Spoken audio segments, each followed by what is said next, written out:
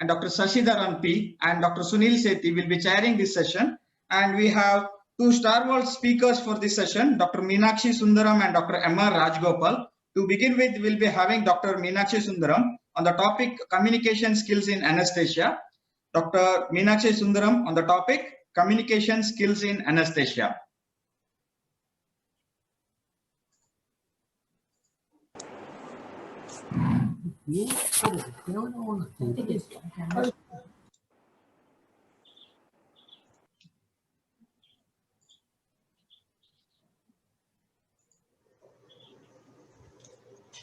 At the outset, I thank the Indian Society of Anesthesiologists, Kerala State Branch, for having given me this opportunity to deliver a lecture on communication skills for anesthesiologists.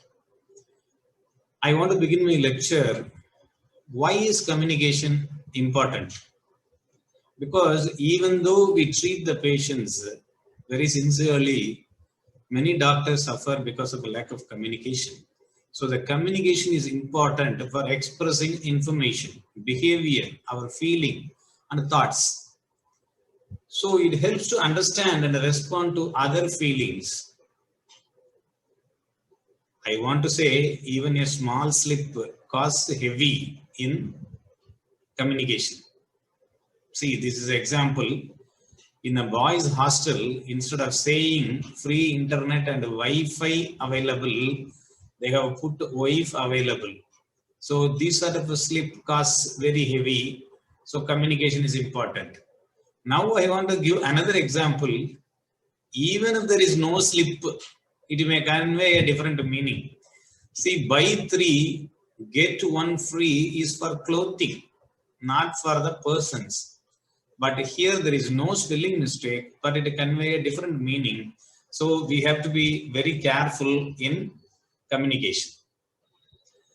And if you ask your subordinate to communicate on behalf of you, he will be writing 4 police catheter like this, police catheter.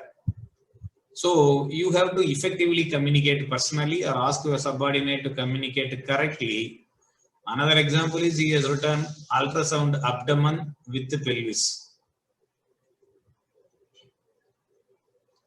So the communication is a dynamic process. We convey a thought or feeling to someone. We convey our feeling to someone. So how it received depends on set of events and stimuli to which the person is exposed to. And how you say, what you say plays an important role in communication. So you have to correctly communicate. So the commonest communication is verbal communication. This is what I am doing now, use of words, numbers or symbols. But in verbal communication, the tone is important mainly.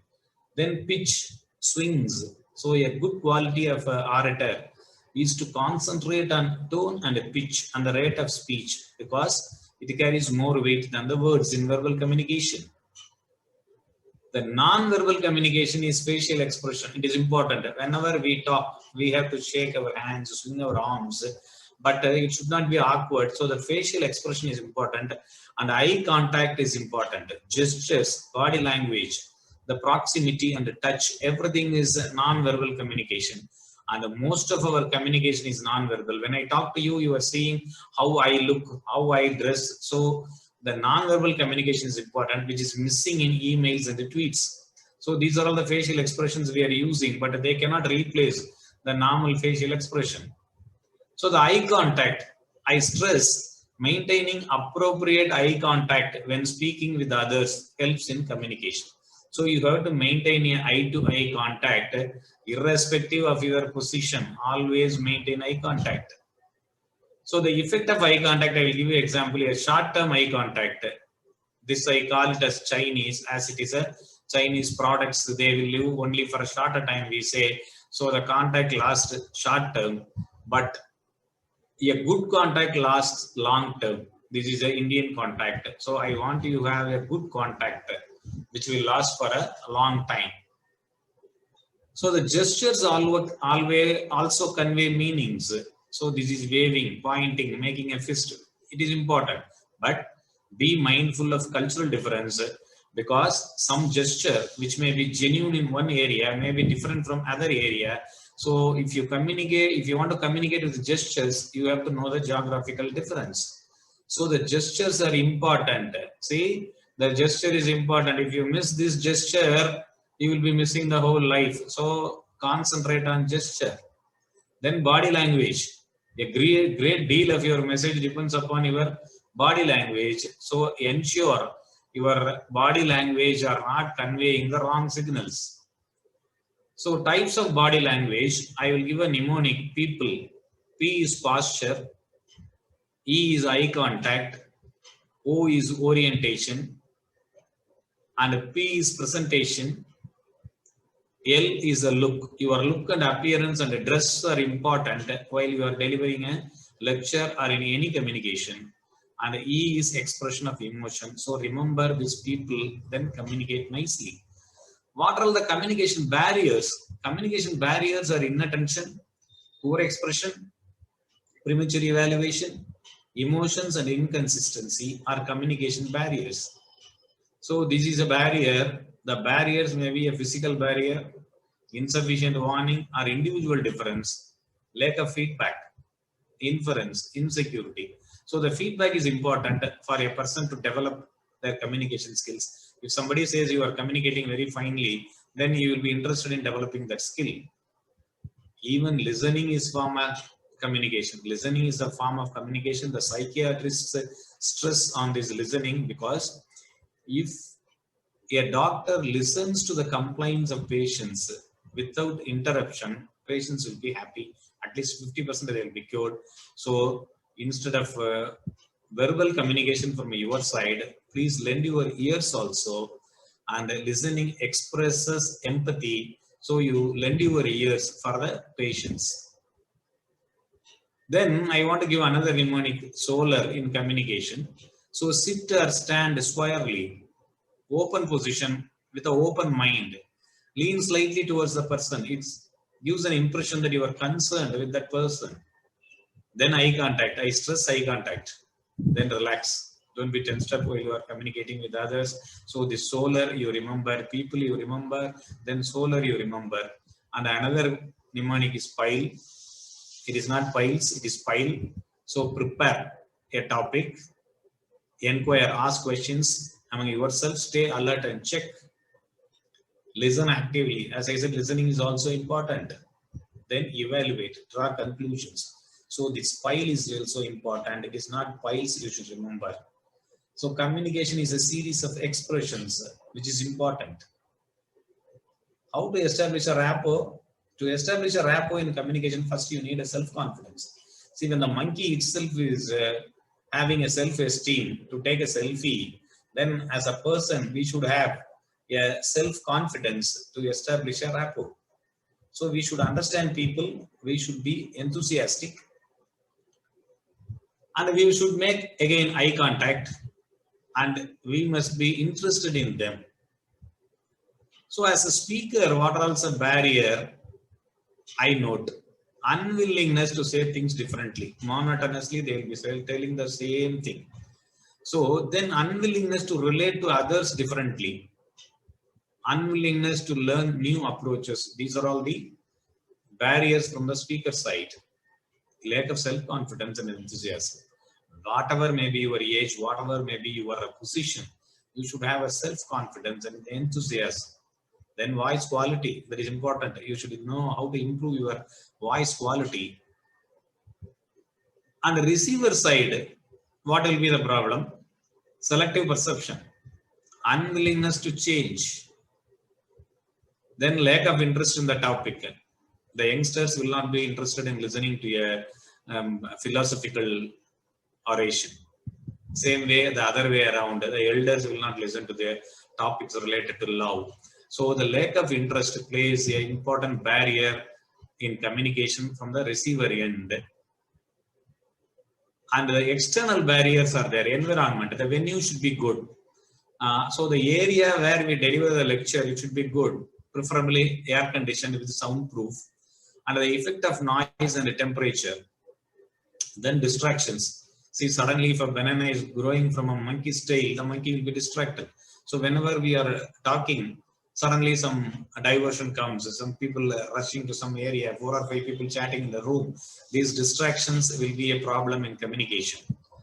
Then a time, if one person keeps on talking, that will be a barrier. And listening, there should be 4 levels of listening. One, non-listener. Most of the people will be like this, non-listener. Second type will be the active listener. Third one is the marginal listener. And the fourth one is the evaluative listener. The evaluative listener listens and he interprets. And he interprets what the person has said. Then what are all the carry-on messages he has given. So I want everyone to be an evaluative listener.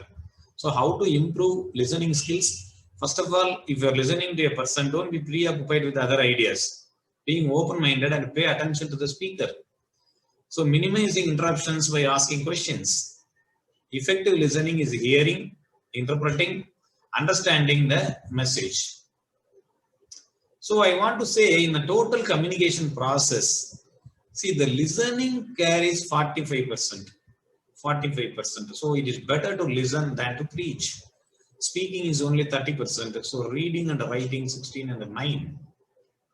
So in the communication, 7% are words, 38% paralinguistic. That is, as I said, the tone, accent, pitch, voice modulation. These are all important. That carries 38%.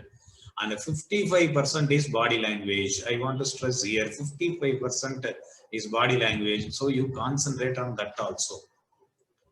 So a good communication and a wife brings balance in life. See, now one wheel is missing, but the wife is balancing it. So a good wife can bring a balance to your life. So a good communication also brings balance in your life. So the anesthetist is a multitasking person.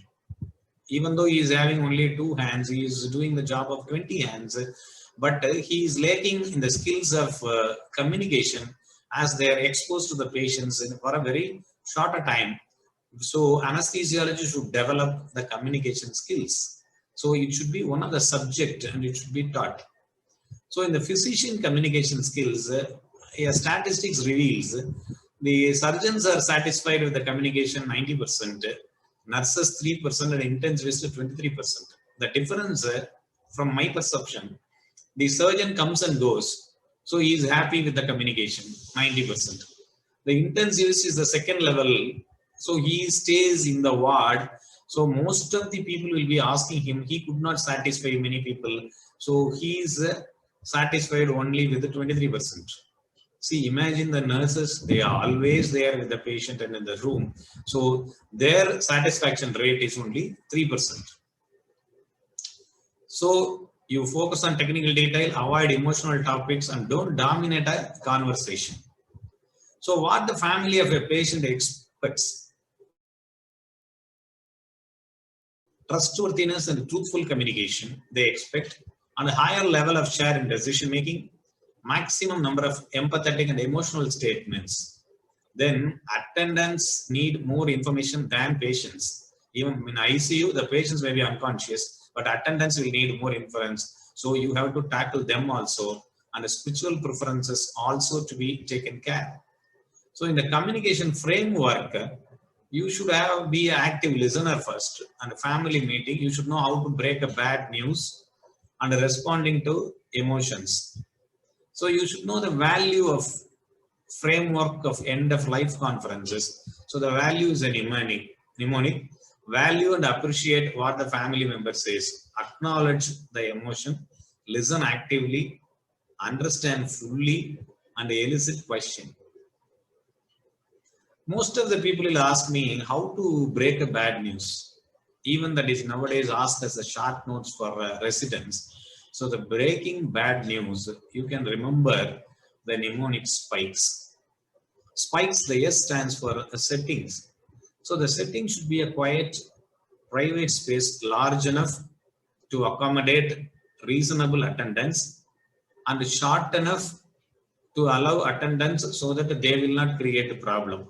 So if you address the people in a ground, most of the people will assemble and they will create problem. So it should be a reasonable setting. And you have to understand the perceptions of the relatives. then you first invite them. How much of the information they desire to have. We cannot say the patient will die within 24 hours, the patient will die 12 hours. That is very difficult. Then knowledge of the attendants, not the knowledge of the doctor. You have to communicate in the local parlance. Then empathy, emotion. Then the sequelae, next meeting when we have to say. See, I want to say anyone can help in communication, whether living or non-living. See, this tree is a non-living, but it helps more people to have a effective communication. So we have to plant more trees. So if you are angry like this, then a nurse is needed to solve your anger. But don't take it otherwise. There is an approach called a nurse approach. I will tell you how to respond to emotions. It is a nurse approach. Nurse is not this nurse. First name, always call the patients by name. Then understand, empathize their emotions. Then respect. Then praise the patient or the caregiver. Even though they don't deserve it, respect and praise the patient. Then support. You have to be supportive. Then explore, ask the caregiver to elaborate on emotion. So this is a nurse approach. So responding to anger, when a doctor is getting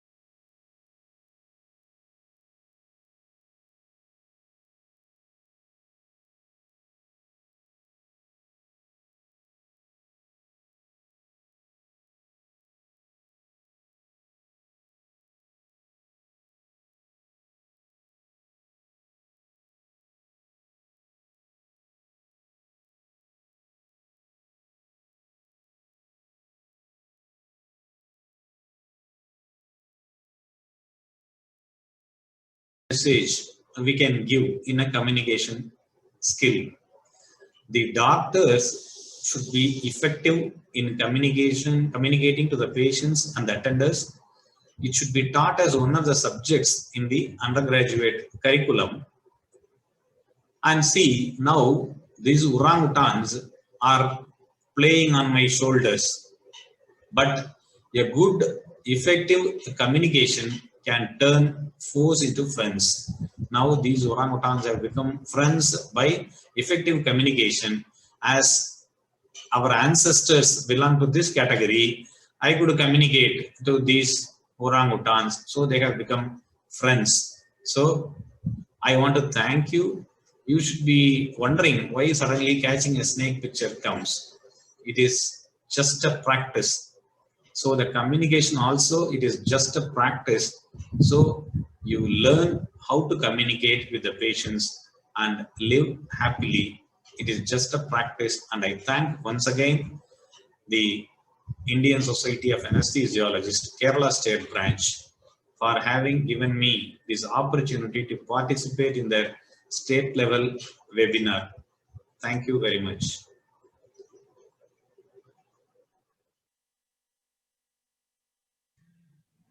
Thank you, sir. That was a wonderful session.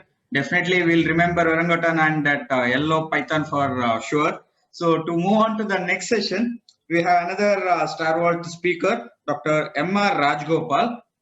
Dr. M.R. Rajgopal will be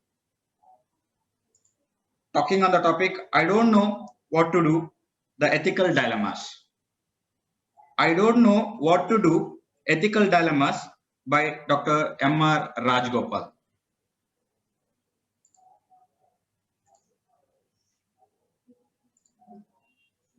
Everybody, happy to be part of this meeting and happy to talk about this important issue. I am to talk to you about ethical issues in anesthesiology and in critical care. And to clarify, we are talking about the right and wrong of things.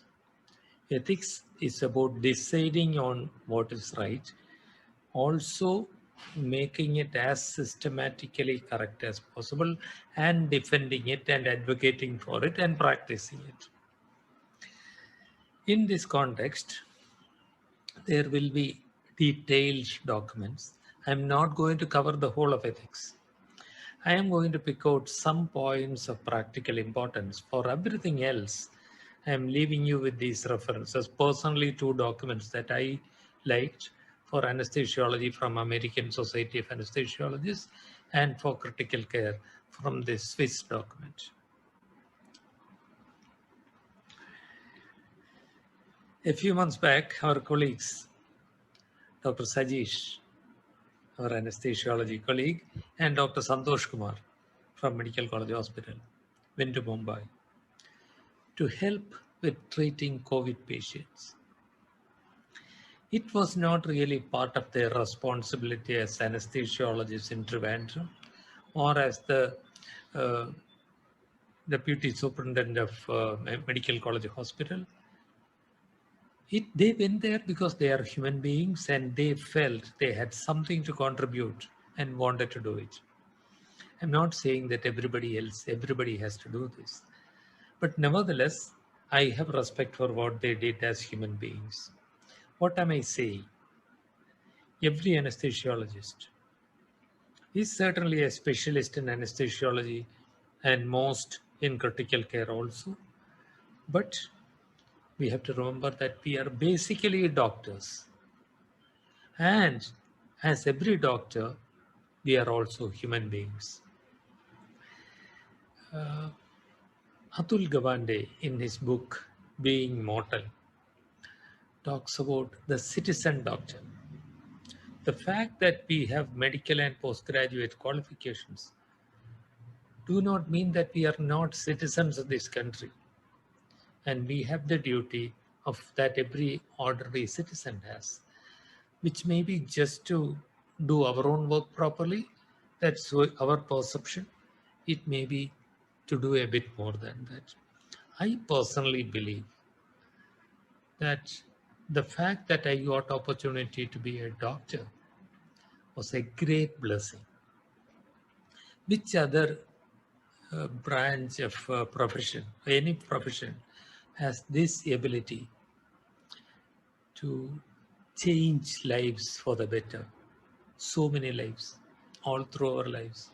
It's a noble profession, but for it to be noble, we shall have to remember that we are primarily doctors and human beings. And as a human being, there are a few things that I owe to everybody. I owe it to each one of you to be respectful towards you. I fully believe that every one of you has some quality that I do not have. I don't know what that is. And when I see the poor villagers coming to Medical College Hospital, I think each one of them has gone through so many difficulties in life, and almost everyone would be a stronger person than I. And that faith makes me behave with respect to everybody else. Why am I saying that? Because we are in a position of power. A doctor holds enormous power, and when there is an imbalance of power, there may be a tendency to abuse it.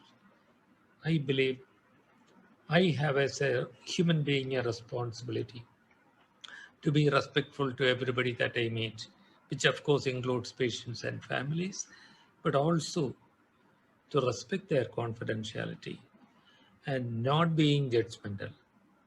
Even if it's a quarrelsome patient, I would give him the same care that I would give to a grateful patient who always, oh, thank you very much, doctor, you are God to me. I like that. It satisfies my ego. But when I provide care, I will not allow it to make a difference. And as a doctor, I have my basic ethical responsibilities.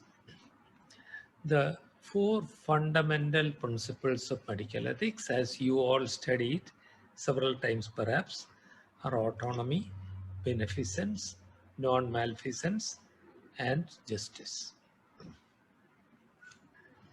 Autonomy is the overriding principle. I am master of myself. Nobody, including you, the doctor, or my wife, or my children, or my boss, has no right over this body than I have. I am the master. I take the ultimate decisions. Beneficence means doing good, and non-malfeasance means not doing harm. Very obvious. I have to respect the person's right over himself or herself. I have to do good. I cannot do harm. And I have to provide equitable care. Justice stands for distributive justice. Whatever I have to divide fairly between people, ensuring good quality. These are the four fundamental principles of medical ethics. But they all have limitations. I quite agree that I am master of myself. But then, when the patient comes and says, he has a huge tumor here, airway is going to be a problem, and he needs a lower limb surgery as an emergency, the obvious thing that you want to do is to use a spinal anesthesia. But he says, no, don't poke me in the back, give me general anesthesia. It is his life. You have both. You have your spinal anesthesia and general anesthesia. What should you do?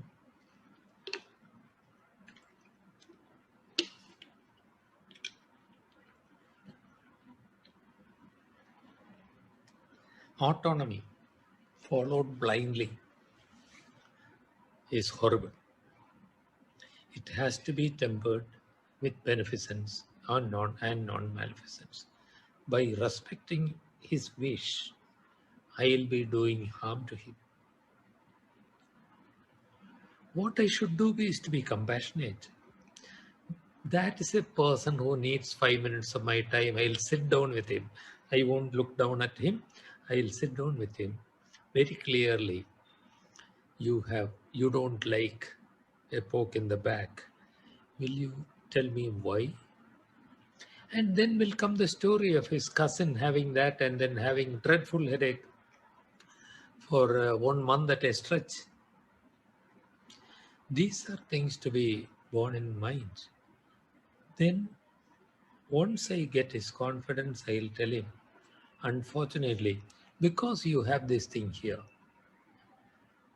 general anesthesia is very risky. We now have safe ways of doing spinal anesthesia. This is what you should have. Now, suppose he still says, I don't want to talk to you. I want general anesthesia. What should you do? I'll tell you what I would do. I would explain to him that this is risky. If the risk is mild, I shall ensure that he understands that. I shall get an informed consent, explaining his dissatisfaction. But if it's a serious risk, what should I do? I respect his autonomy, but nobody can force me to do a medical procedure which I believe is wrong. If I believe that this is clearly wrong, I must say, I shouldn't get angry. I must say, I'm sorry. You are asking for something that is significantly dangerous. I cannot do that. I cannot do something wrong. I think you will have to find another doctor, another anesthetist. And I hand over his care to somebody else.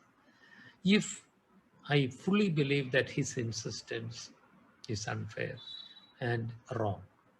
So this is why we say, though autonomy is the overriding principle, it has to be tempered with beneficence and non-maleficence. And autonomy has other limitations. She comes and says, kill me, I can't bear this pain. What I gave her was morphine. Did I violate her autonomy? Well, her decision did not come as an informed decision. Her request came because of her suffering and because she did not know that the suffering could be treated. Very obviously, I had to give the morphine. But before giving morphine, should I take consent? Because if I respect autonomy, should I not take consent? Well, if these are not unusual procedures, matter of routine treatment, you need not take a consent because there is this principle of implied consent. By the very fact that the patient came to the hospital, the patient is agreeable to standard treatment. But if you are doing anything invasive or questionable, then informed consent is necessary. But suppose it is not just morphine, another procedure that she needs. You decide to give her a nerve block for pain relief. Will you just tell her, look, come with me. I'll take care of your pain. Put her on the table.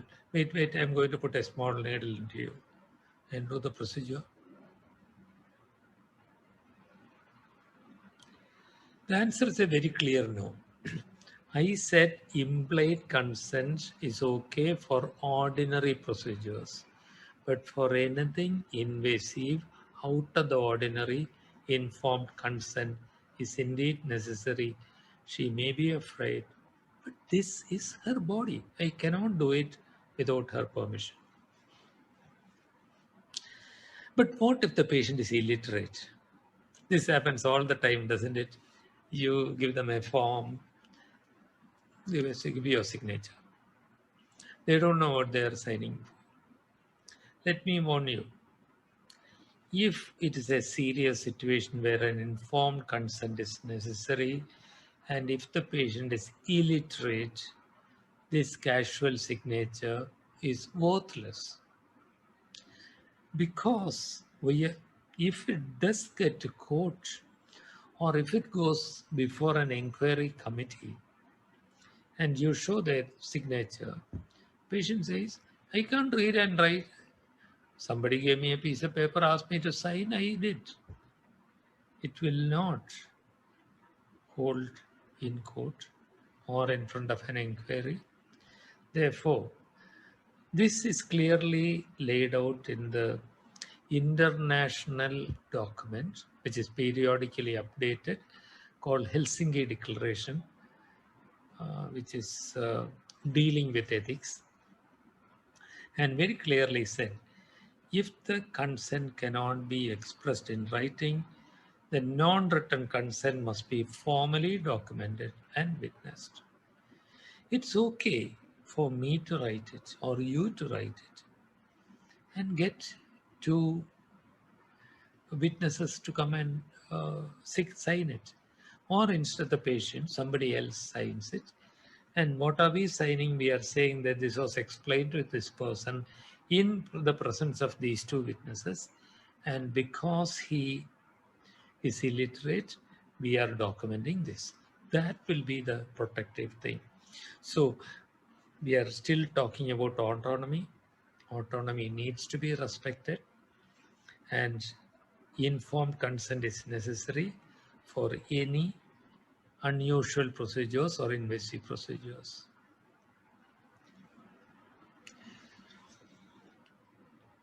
But much too often, The decision is left to the patient, saying, here are two things. Hey, two kinds of chemotherapy are there. This will cost 10,000 rupees. This will cost 40,000 rupees. What do you want? It actually happens. This is not a sale in a shop. Even there, the salesman gives explanations. This is about a critical matter, and here a partnership comes in. The partnership between the patients. That's what we did when we gave the explanations about the spinal anesthesia. That partnership needs to be established, and still the patient's autonomy is paramount. If he cannot take a decision, this becomes even more important in life and death matters, like an advance directive or a living will. The patient may pass on the decision. I don't know, ask my son. We document that. But the problem is, you all know this. The patient wants one thing and the family wants something else. And this is very common, particularly in the critical care unit. So this person comes to you with advanced cancer, everything like this. Very clearly, he has metastatic cancer and his treatment is likely to be futile. He is unlikely to come back to reasonable quality of life. Not I see, don't take me there. I can't. And that happens frequently. Somebody who has gone through loneliness or sometimes delirium in the ICU, going on to panic states, will be terribly upset at the thought of ICU even. So he says, don't take me in there. And the son says, don't mind. We love him. We want him to have the best care. Take him to ICU. What are you going to do? The patient's right over himself is paramount.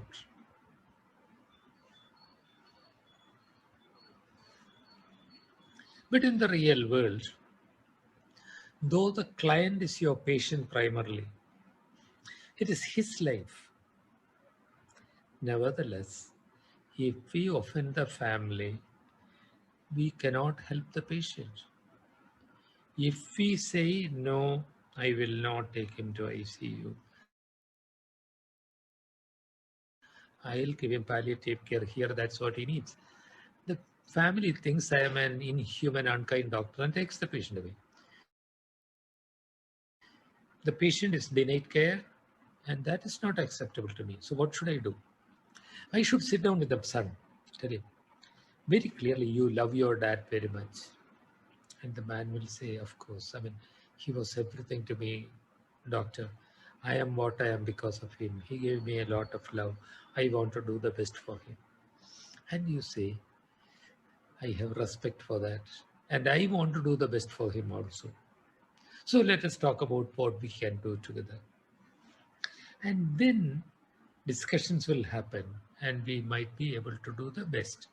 But if there is a conflict and you believe what the son is asking is not in the best interest, you must get another doctor involved.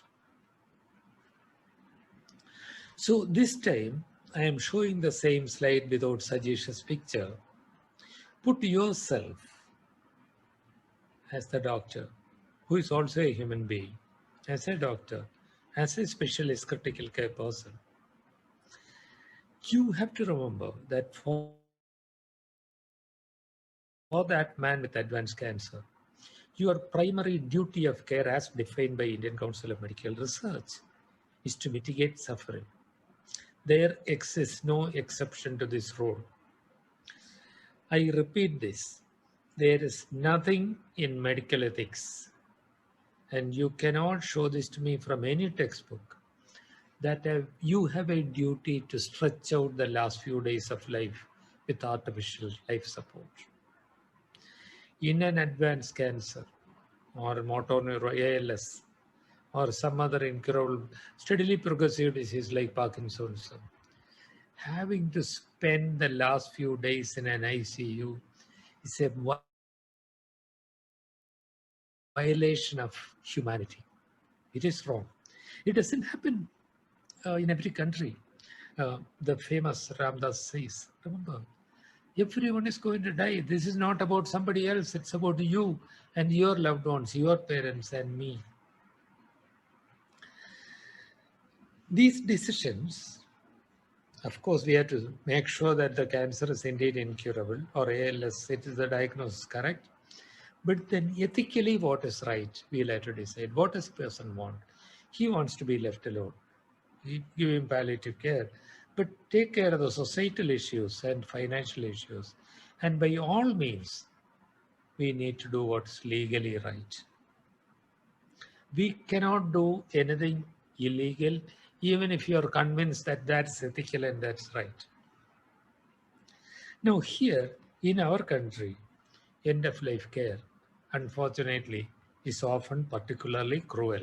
India is ranked among the worst 15 countries to die in, mainly because while even in Western countries, artificial life support is withdrawn when patients die inevitable deaths.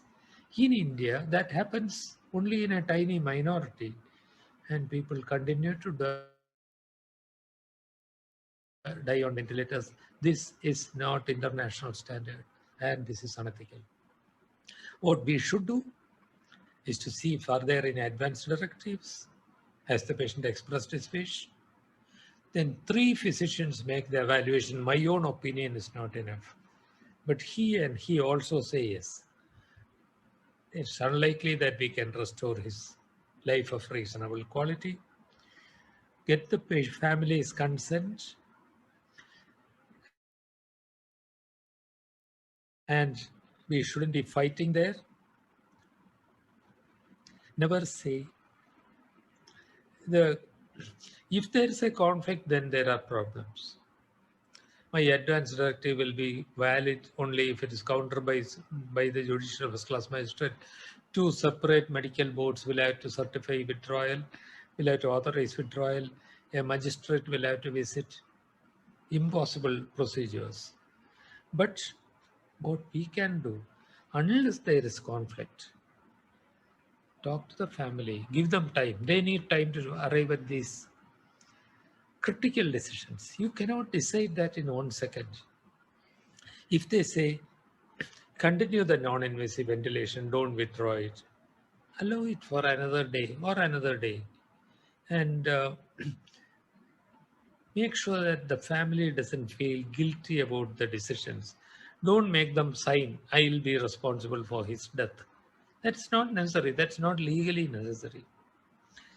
And never say nothing more can be done. That's very painful for the family to hear.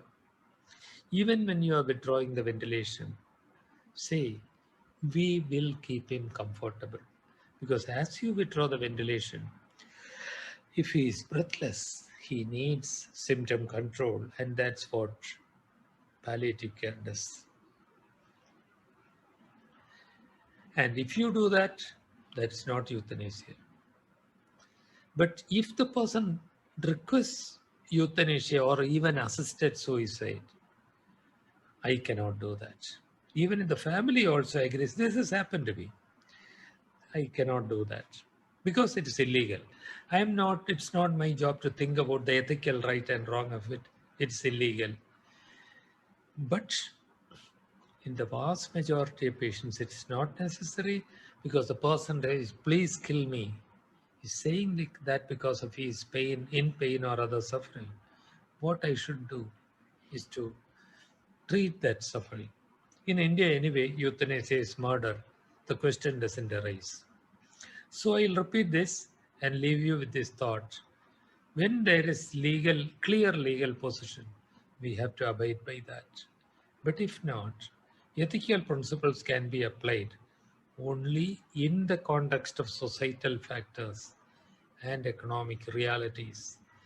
And I thank Dr. Ram Rajagopal, from whom I have taken this slide.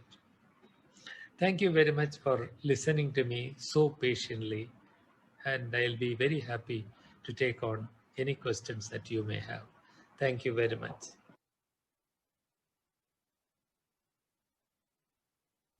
Thank you, sir. That was a wonderful session. It was really nice to hear you, sir.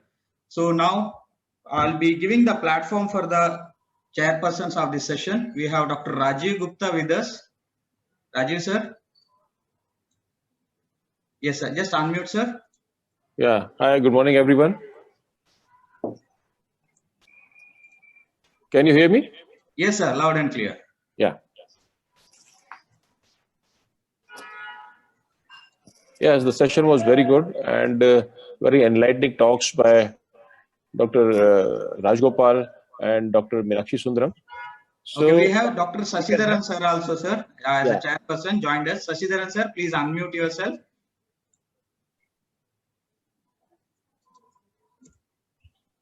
Communication is an important topic in medical practice, not only in medical practice, but in everyday life. But it is often neglected. The two eminent speakers, Meenakshi Sundaram sir and Rajgopal sir, made it very clear to us. Now the session is open for discussion. You can clear your doubts. Sir, Dr. Balakrishnan sir is on the line, chairperson. Yes.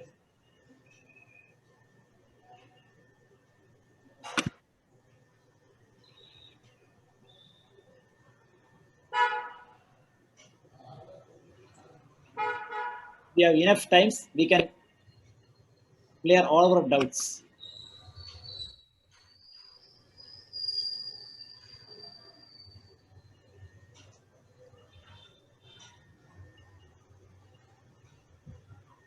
do we have questions? Yes. We don't have any questions arise so far. Sasidharan, sir, any questions? Any more questions?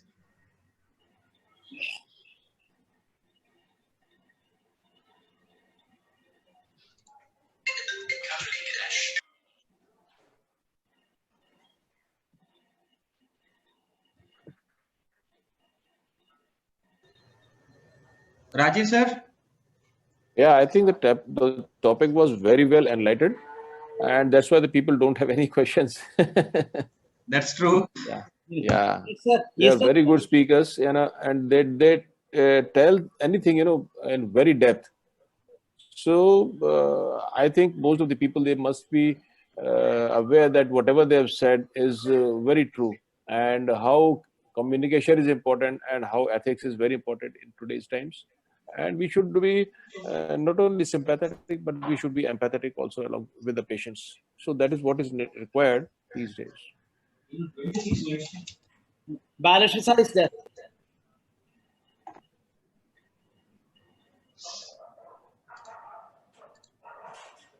Meenakshi sir, was that Python original or duplicate? Pardon? Was that Python? Where was original or duplicate? Which one? Python. It is original. It is original. See, the thing is, I want to say everything seems to be tough at the first instance. But if you are getting training, then you can do that. Same way the communication, as Sarah has also pointed out. See, everything is difficult at the first sight. Then get some training.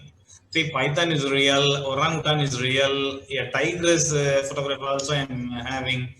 That is also real. Everything is possible with a little bit of training. Actually, in Thailand, I have seen that orangutans. Same way, I mentioned in my lecture, the gestures convey different meaning in different places. So especially I want to stress the gesture in Thailand is different from a gesture in India. Gesture may be same, meaning may be different. So you have to tour places to learn the art of communication also. Yeah, we have Dr. Meenakshi. Balakrishnan, sir, joined with us. Yes, One more chairperson. Balakrishnan, sir, just unmute and you can put forward your thoughts into this session, sir. Just unmute yourself, sir. Praveen, you don't yes. yes. Yes. Yes, sir. Hello. Yeah. Hello. You are audible, sir. So again, Still muted. Sir, again you have Muted. muted yourself. Yes, now it's okay. Meenakshi, you presented very nicely the skills in a very humorous way. He's always like that. And the only thing I just want to ask him whether the young anesthetist must learn this skill from the pre-anesthetic visit itself. Yes, sir. Sir, I am of the view that it should be made as a subject in for anesthesia curriculum. Not only anesthesia curriculum, in the MBBS curriculum itself. It should be. Now they are introduced. Now in MCA, they have introduced from first year onwards the communication skills. That is the reason the standard question is breaking the bad news has become a standard question in the exam. So in the first visit itself, the idea of preoperative visit is to establish a rapport with the patient before the perioperative setup. So the doctor, the resident should create interest even in the preoperative visit by learning communication skills. Yes, sir. We have one interesting question. I think it may be pointed to both of the speaker, Meenakshi sir as well as Rajgopal sir. What if the communication is impossible because the patient or relative is combative? Sir, Rajagopal sir, you are answering, sir, because it is something with ethical this thing. Yes, certainly happy to take that on. So as was mentioned, communication is now in MBBS curriculum itself from last year. It's called the 8-core module. Attitude, ethics, and communication do have a role. And when we do teach communication skills, when we do our certificate courses in palliative medicine, 1/3 of all the time is spent only on communication, because that is, as Dr. Meenakshi Sundaram said, so very important. And among that, one of the important things that we teach is handling anger. What do you do when somebody is angry? The person is combative. That was the question. So we have a series of things that we recommend. One, get the person to sit down. A standing combative person is more dangerous, more likely to strike. If you get him to sit down, things are a bit easier. And then, most importantly, listen to the person. If we start justifying our position, what we are saying is the truth. You are giving them the truth, but they are not willing to listen. This is a procedure that's going to take time. An angry patient needs time. Angry family member needs time. What we teach, we do role plays of how this is to be done. And we cannot always win. I'm not saying that we have all the solutions for all of them, but most of the time, the combative person, after he has vented his anger, is a bit more willing to listen. Acknowledge the anger. Acknowledge that your anger is coming out of your love for your dad. We realize that. And acknowledge you care for him. We are also trying to do the best for him. And then only arrive at a solution. The initial justification straight away results in more combat. So that's a summary. Actually, we spent at least one session on handling anger. I want to add one point in this.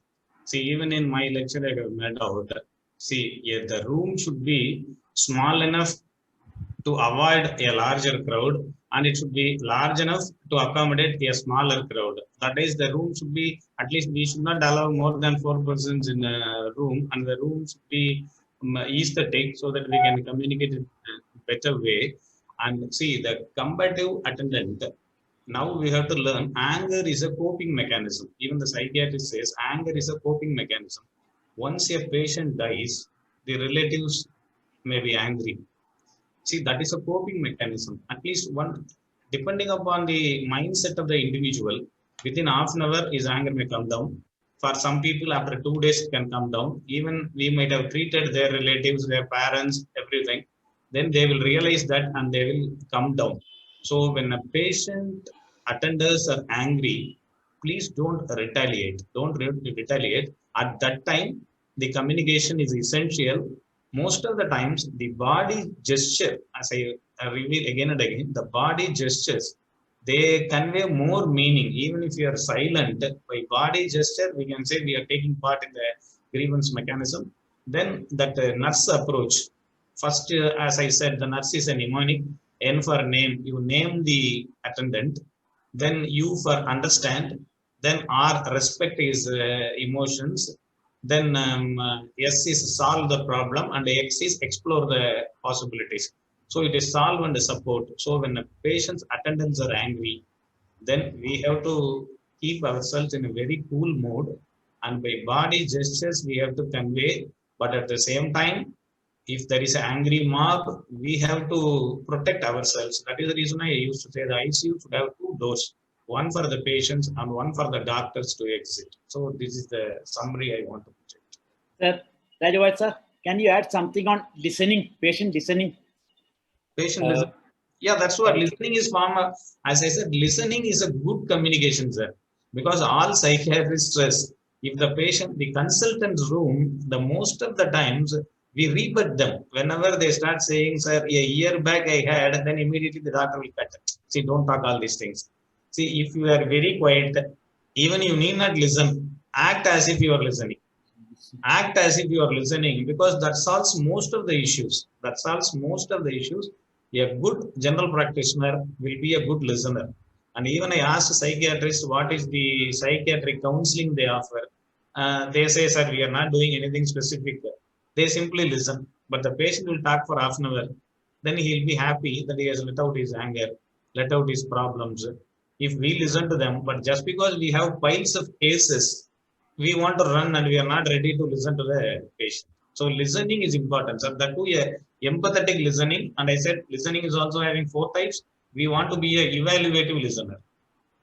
Rajawat sir, have you anything to add? Very good. I mean, Dr. Meenakshi Sundaram said most of it, almost everything. If I have to add anything, it is for to myself. You and I, when a patient shouts at you, Yes. you are also a human being, I am also a human being, we will get angry. We will get angry, and that's the beginning. That's the beginning of the major conflict. As Dr. Meenakshi said, I have to realize that this person's coping mechanism is anger. He is angry. What is he angry with? He is angry at his father's cancer or at God Almighty. They are not there. He cannot see God to fight with. He cannot fight with cancer. I am there, and he fights with me. We have to realize that the anger is not really against me. His anger is against the situation. Once I keep telling myself that, then I can control my anger. I think that's the crux of it. If we are reacting in peace mode, then things are easier. Rameshwar Rao sir, welcome to Kerala. Have you anything to add? Thank you, sir. Very nicely highlighted by both the speakers. And Rajgopal sir is my guru, and I heard his lectures many in Calicut, and very nice talk. And particularly these communication problems are arising in ICUs in the present days, because most of the doctors, particularly youngsters, they will be laughing, discussing so many things before the critical patients. Once that patient dies, all these problems are happening. And also some incidents where you have seen celebrating birthday functions in ICU, where the patients are very critical. So such things to be avoided to come out of these problems. That is only my suggestion. Thank you very much. Yeah, sir. We have Dr. Sukhdev Naik joined us. Dr. Sukhdev, sir, if you have any input on this session, sir, over to you. So some incidents where you have seen Hello. Good morning. Sukhdev, sir, you have opened another browser I window. was logged in, but I was not able to unmute. Yes, sir. You have to close that web browser window because your audio is getting echoed, sir. No, it's very nice topic. And my teacher, he has already delineated. And this palliative care and anesthesia, actually there are a lot of areas where you can intermingle. And both the speakers have really delineated the role of communication skills and how to apply the 4 principles of medical ethics, so that we can give the best of the care to the patient in spite of the very difficult situations where we may have problems to take a decision. So that it is very nicely given by Professor Rajagopal, and how we can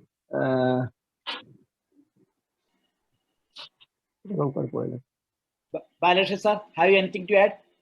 I just want to ask Dr.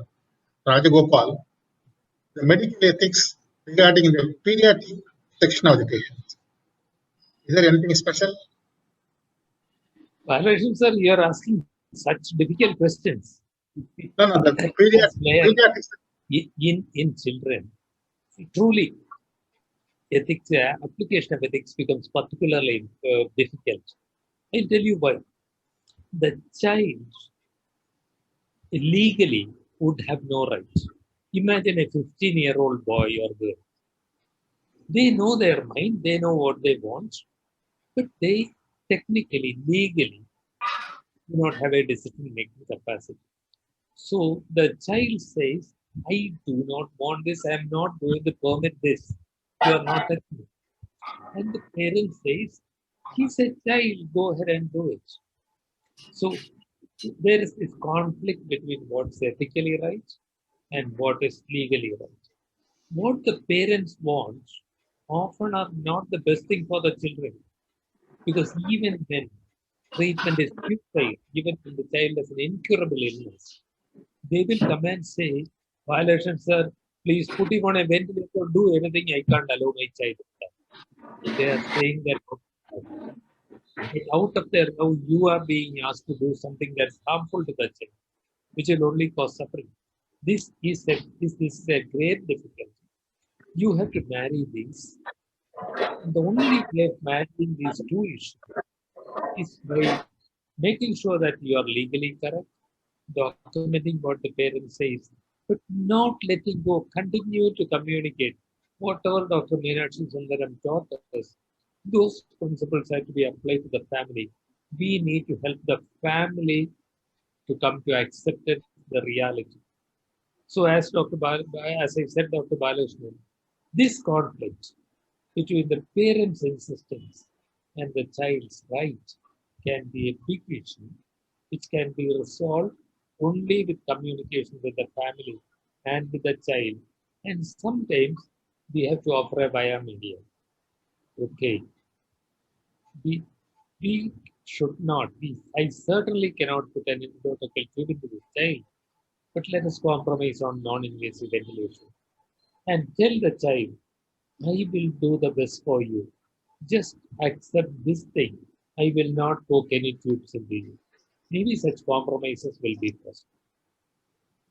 Thank you very much. Thank you very much. PRT sir, have you anything to add?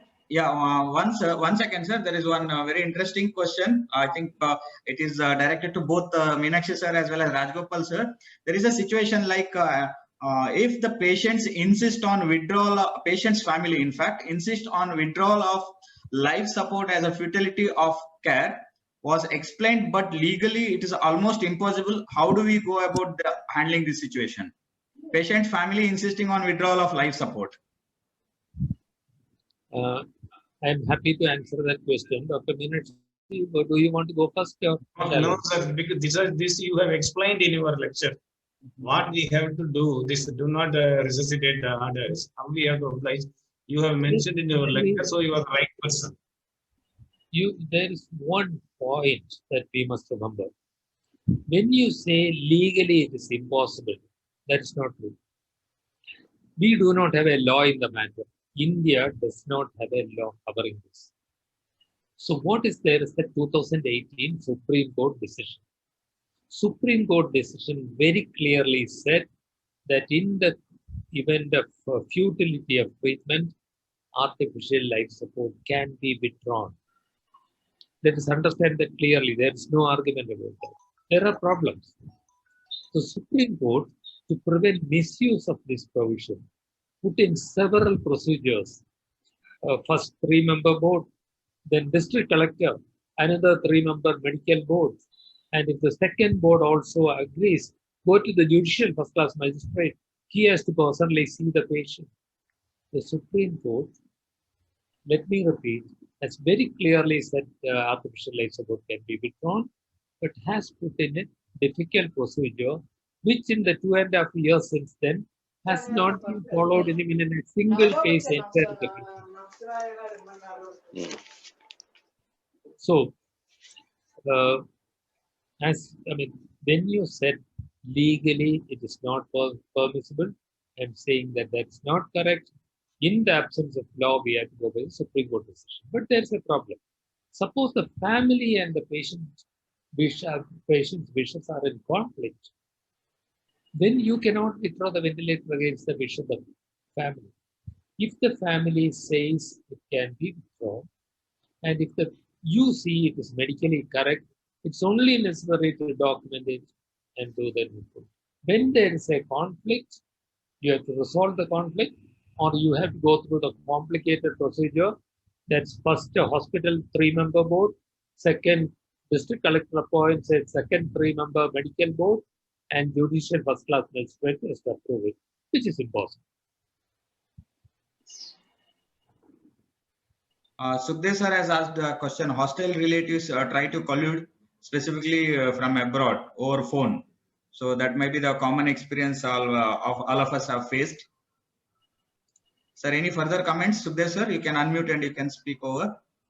No, actually, Professor Rajagopal has already told about this point, but sometimes we really feel very difficult that because they will tell from abroad, do this, do that, maybe they want to interfere, and they are actually at times they are very hostile. He wants money, not a problem. So how to convincingly, maybe Dr. Rajagopal has already hinted at it, but maybe little practical points. This is a son from Dubai or daughter from California syndrome. Yes, sir. This is a syndrome for which no treatment has been found so far. What is practically feasible, what I do, is try to talk to that person directly. It was difficult in those days. Now it's possible. It's good to spend a few minutes on a video chat with that son in California or the daughter in Dubai. They very often remember these are very guilty people. They wish they could be with the father or mother. They are not. And they are stuck there. They are feeling guilty. They want to do more and more and more. Most of the time, with a direct conversation, we can solve problems. When I have actually done this, when a son, a doctor, keeps on arguing for more support, we actually got him in touch with a consultant in the USA, in his own that country itself, so that validation by somebody in that country helps. Because you can imagine that son in California thinks medical care is primitive. These people do not know enough. So maybe there are possibilities, but we'll also say that we cannot solve all problems.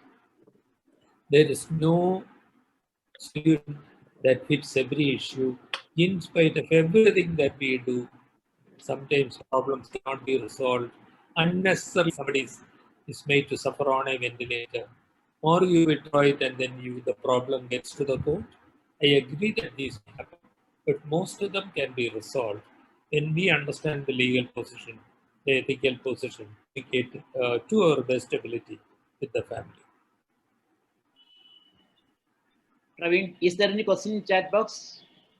Sir, no more questions. Yeah, one more. In private hospitals, basically sometimes the financial crisis or for the patients, they cannot afford the cost of the treatment, and if you want to transfer patient to government hospital, you do not find a bed with the ventilator. That is actually Dr. Rajiv Gupta sir. Rajiv Gupta sir, you can unmute and you can speak a few on this point, sir, again. Yeah. So, in private setups, it's a common problem. And most of the arguments with the patient's relative is because, they, they don't have financial support. So many a times, in government hospitals, because there is not a issue of finances, so the fight is not because of that. But in private hospitals, because, in ICU, the don't want to pay. So then there are chances of miscommunication or a fight between doctors and the patient's relatives. So if you want to transfer these patients to government hospital and you find as usual you don't find bed with ventilator. So what to do in these circumstances? How to cope up with the patient's attendants? Sir, I will take up the question, sir. Dr. Rajagopal, sir, with your permission. Anyway, Please go ahead. Please. Yeah, because see why I want to answer this question. I am a person concerned with the private hospital as well as government hospital. Routinely, these problems we face. So I will tell out the legality. See, it is the responsibility of the sending facility. It is the responsibility of the sending facility to ensure facility at the receiving hospital.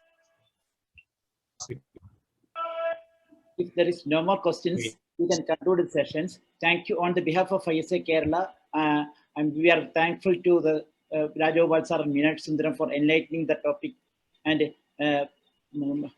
all the national leaders. We are very thankful to you for attending the conference. Thank you all.